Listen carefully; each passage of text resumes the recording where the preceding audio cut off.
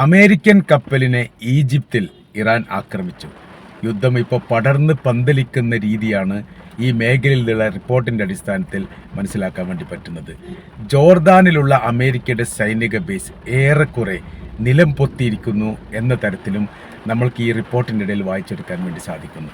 അപ്പോൾ അമേരിക്കയുടെ കപ്പലുകളോ അതുമായി ബന്ധപ്പെട്ട സാമ്പത്തിക സ്രോതസ്സുള്ള ഏരിയകളോ ഏതെല്ലാം ഭാഗങ്ങളിൽ ഉണ്ട് എന്ന് കൃത്യമായ രീതിയിൽ നിരീക്ഷണം നടത്തി തകർക്കുന്ന പ്രവർത്തനമാണ് ഇപ്പോൾ IRGC ചെയ്തുകൊണ്ടിരിക്കുന്നത് എന്നുള്ള റിപ്പോർട്ട് ഇപ്പോൾ BBC അടക്കം പുറത്ത് വിട്ടിരിക്കുകയാണ്. അവർ പറയുന്നത് ഇതുവരെ കണ്ടിരിക്കുന്ന സ്ട്രാറ്റജി ഒന്നുമല്ല ഇപ്പോൾ ഇറാൻ്റെ തന്ത്രപരമായിരിക്കുന്ന യുദ്ധത്തിൻ്റെ ഭാഗമായിട്ട് കാണാൻ വേണ്ടി സാധിക്കുന്നത്.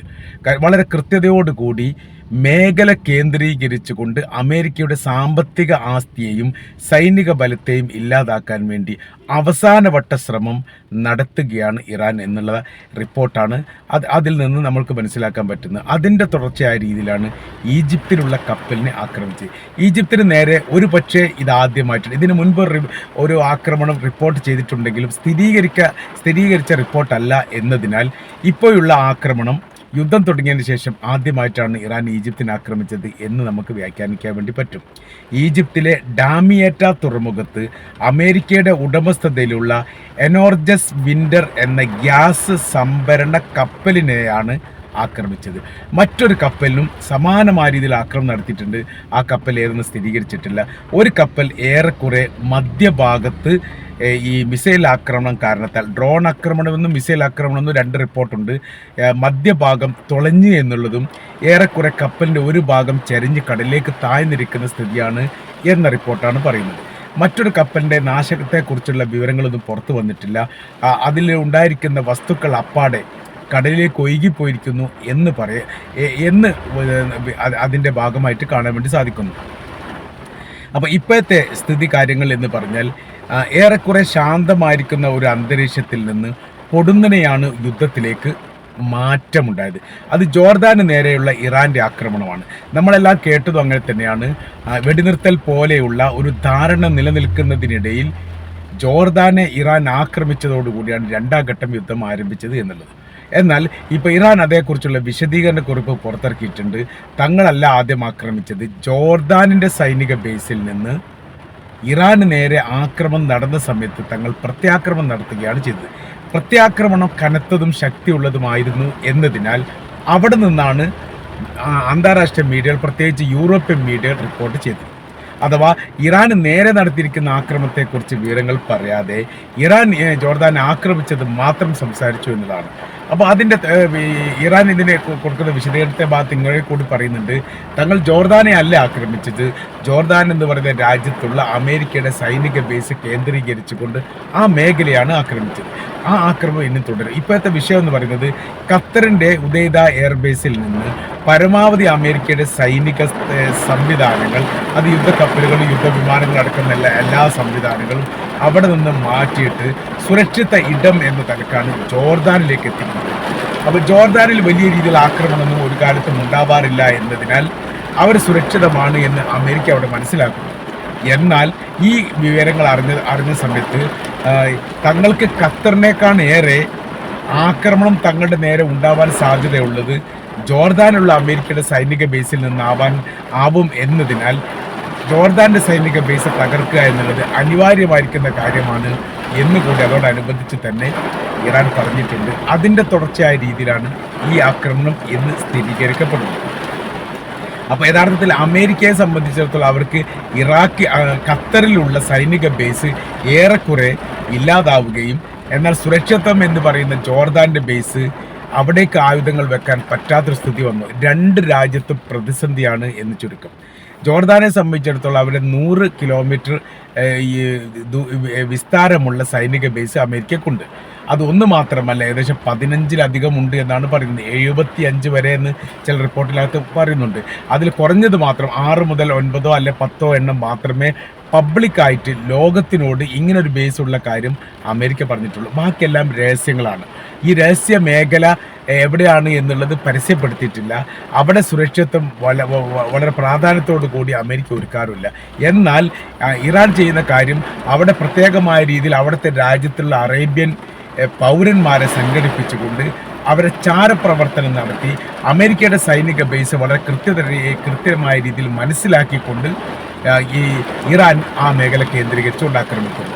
അപ്പോൾ സുരക്ഷിതയുടെ അവരുടെ രഹസ്യമായിരിക്കുന്ന മേഖല അപ്പാടെ ഇറാൻ്റെ രഹസ്യ കേന്ദ്രം അറിഞ്ഞിരിക്കുന്നു എന്ന് പറയുമ്പോൾ അമേരിക്കക്ക് അത് വല്ലാത്ത രീതിയിൽ പ്രയാസമുണ്ടാക്കിയിരിക്കുന്ന കാര്യമാണ്, ഷോക്ക് ഉണ്ടാക്കി എന്നാണ് പറയുന്നത്.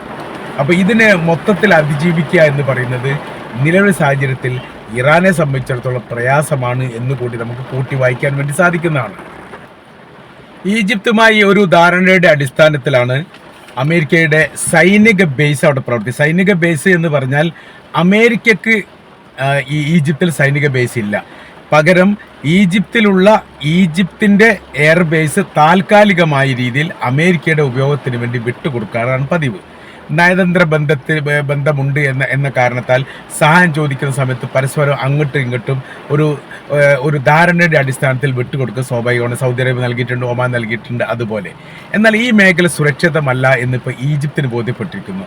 കാര്യം അമേരിക്കയെ പേറുന്ന സമയത്ത് പേറുന്നവൻ നാറുന്ന സ്ഥിതിയിലേക്ക് കാര്യങ്ങൾ പോവുകയാണ്. ഇപ്പോഴത്തെ നിലവിലെ സാഹചര്യം ഏത് രാജ്യത്താണോ അമേരിക്കയുടെ സൈനിക ബേസ് ഉള്ളത് ആ രാജ്യം പോലും സുരക്ഷിതമല്ല. ഇതിനെ കേന്ദ്രീകരിച്ചുകൊണ്ടാണ് ഇറാൻ നിരന്തരം ആക്രമണം നടത്തുന്നത്. അതുകൊണ്ട് അതിനെ പ്രതിരോധിക്കുക എന്ന് പറഞ്ഞാൽ എളുപ്പമുള്ള കാര്യമല്ല. ഈ ഒരു പ്രയാസം യഥാർത്ഥത്തിൽ ഈജിപ്തുണ്ട്. ഈജിപ്ത് ഈ കാര്യം അമേരിക്കയുടെ അംബാസഡറെ വിളിച്ചുകൊണ്ട്, അത് ഈജിപ്തിലുള്ള അമേരിക്കയുടെ അംബാസഡറെ വിളിച്ചുകൊണ്ട് ഈ കാര്യം പറയപ്പെടുകയും ചെയ്തു. നമ്മുടെ രാജ്യത്തുള്ള അമേരിക്കയുടെ ഒരു കപ്പൽ ആക്രമിച്ചു എന്ന് പറയുന്ന സമയത്ത് അവിടെ ഒരുപാട് കപ്പലുകളുണ്ട്, അമേരിക്കയുടെ കപ്പൽ മാത്രമാണ് ആക്രമിച്ചത്. ഗ്രീസിൻ്റെ ഒരു കപ്പൽ ഇതിൻ്റെ കൂടെ ഉണ്ട് എന്ന് പറയുന്നു, അതും ആക്രമണത്തിന് വിധേയമായിട്ടുണ്ട് എന്നും പറയുന്നു. എന്നാൽ ഈജിപ്ത് പറയുന്ന കാര്യം അമേരിക്ക ഉണ്ട് എന്നതിനാൽ മാത്രമാണ് മറ്റു കപ്പലിനെ ആക്രമിക്കുന്നത്. അപ്പോൾ അമേരിക്ക ഉള്ളത് കൊണ്ട് തങ്ങൾക്ക് അതിൻ്റേതായിരിക്കുന്ന പ്രയാസവും ബുദ്ധിമുട്ടും ഉണ്ട്. ഇതിനാൽ സൈനിക ബേസ് ഒഴിവാക്കണമെന്നോ അതല്ലെങ്കിൽ കപ്പൽ വരരുത് അങ്ങനെയൊന്നും പറഞ്ഞിട്ടില്ല. പ്രതിഷേധങ്ങൾ അറിയിച്ചിട്ടുണ്ട്, പരാതി പറഞ്ഞിട്ടുണ്ട്. അത് ഇതുവരെ ഇല്ലാത്തതാണ്. അപ്പോൾ ഇസ്രായേലും ഈജിപ്തും അതിർത്തി പങ്കിടുന്ന രാജ്യമാണ്. ഗസയുമായിട്ട് ബന്ധപ്പെട്ട വിഷയങ്ങളുണ്ടായ സമയത്തെല്ലാം ഈജിപ്ത് പ്രത്യേകമായ രീതിയിൽ നിരീക്ഷിക്കപ്പെട്ടത് ഈജിപ്തിൻ്റെ നിലപാടായിരുന്നു. അതിർത്തി കേന്ദ്രീകരിച്ചുകൊണ്ട് അവർ സൈനികരെ നിർത്തുകയും പ്രത്യേകമായിരിക്കുന്ന പ്രാക്ടിക്കൽ നടത്തുകയും ചെയ്തിരുന്നു ഈജിപ്ത് ഇസ്രായേലിൻ്റെ സൈനിക ബേസുമായിട്ട് ബന്ധപ്പെട്ട്. ഏതെങ്കിലും കാരണവശാൽ ഈ മേഖലയിൽ നിന്ന് അതിർത്തി കേന്ദ്രീകരിച്ചുകൊണ്ട് പ്രശ്നങ്ങളോ വിഷയങ്ങളോ ഉണ്ടാവുകയാണെങ്കിൽ അതിനെ പ്രതിരോധിക്കുകയാണ് തങ്ങളുടെ ലക്ഷ്യമെന്ന് ഈജിപ്ത് അതിന് മറുപടി പറയുകയും ചെയ്തു. എന്നാൽ അത്തരം കാര്യങ്ങളൊന്നും ഉണ്ടായിട്ടില്ല. ഒരു മിസൈലാണ് ഈജിപ്തിലേക്ക് ഇസ്രായേലിൻ്റെത് വന്ന് പതിച്ചത്. ആ പതിച്ചത് വഴിതെറ്റി വീണതാണ്, തെറ്റുപറ്റിപ്പോയതാണ് എന്ന് ഇസ്രായേൽ എന്ന് പറയുകയും ചെയ്തു. 2023 സംഭവം. അതായത് ഫലസ്തീനുമായിട്ട് ബന്ധപ്പെട്ട വലിയ യുദ്ധം നടക്കുന്ന സമയത്ത് നടന്ന സംഭവമാണ്. അങ്ങനെ ഒരു ക്ഷമാപണം നടത്തി മിസൈൽ വീണ് പൊട്ടിയിട്ടുണ്ട്. ആൾമേഖല ഇല്ലാത്ത സ്ഥലമായതുകൊണ്ട് വലിയ പ്രശ്നങ്ങളൊന്നും ഉണ്ടായിട്ടില്ല. എന്നാൽ അതിനോടനുബന്ധിച്ച് പിന്നീട് ചരിത്രകാരന്മാർ അല്ലെങ്കിൽ രാഷ്ട്രീയ നിരീക്ഷകർ ചില വ്യാഖ്യാനങ്ങൾ പറഞ്ഞിട്ടുണ്ട്. അഥവാ സംഭവം ഇസ്രായേൽ തെറ്റുപറ്റിയെന്ന് അവർ പറയുകയും അത് ഈജിപ്ത് അംഗീകരിക്കുകയും ചെയ്തു. അതൊരു തെറ്റായിരിക്കുന്ന കാര്യമൊന്നുമല്ല. ഈജിപ്തിൽ ഇസ്രായേൽ വിട്ട മിസൈലുമായിട്ട് ബന്ധപ്പെട്ട് പിന്നീട് രാഷ്ട്രീയ നിരീക്ഷകർ വിലയിരുത്തിയത് മറ്റൊരു തലത്തിലാണ്. അത് ഈജിപ്ത് നൽകിയിരിക്കുന്നത് മുന്നറിയിപ്പാണ് എന്ന തരത്തിലാണ്. 2023 ഒക്ടോബർ 7 ഹമാസിൻ്റെ ആക്രമണത്തോടനുബന്ധിച്ച് രൂക്ഷമായിരിക്കുന്ന യുദ്ധമാണ് രണ്ട് രാജ്യങ്ങൾ തമ്മിൽ ഉണ്ടായത്.